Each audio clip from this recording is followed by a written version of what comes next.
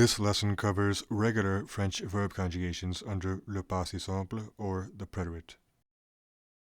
All French verbs belong to one of three verb groups, er, ir, or re verbs, and each group of verbs have their own conjugations or verb endings, depending on the tense, mood, and subject being used.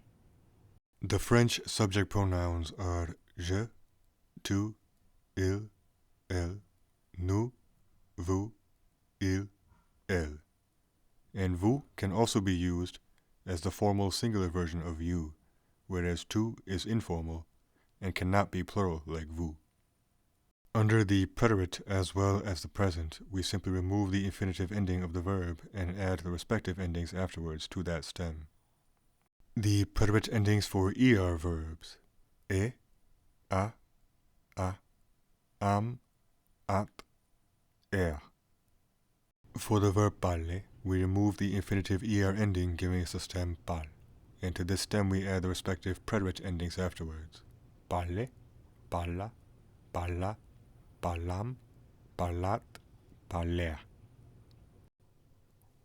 Ir and re verbs share one common set of preterite endings.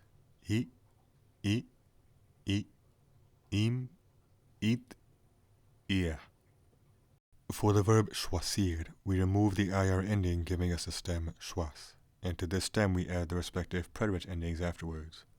Choisi, choisit, choisit, choisim, choisit, choisir. For the verb vendre, we remove the re ending, giving us the stem vendre, and to that stem we add the respective preterite endings afterwards. Vendi, vendi, vendi, vendim, vendit, vendir. So that sums up regular French verb conjugations under le passé simple.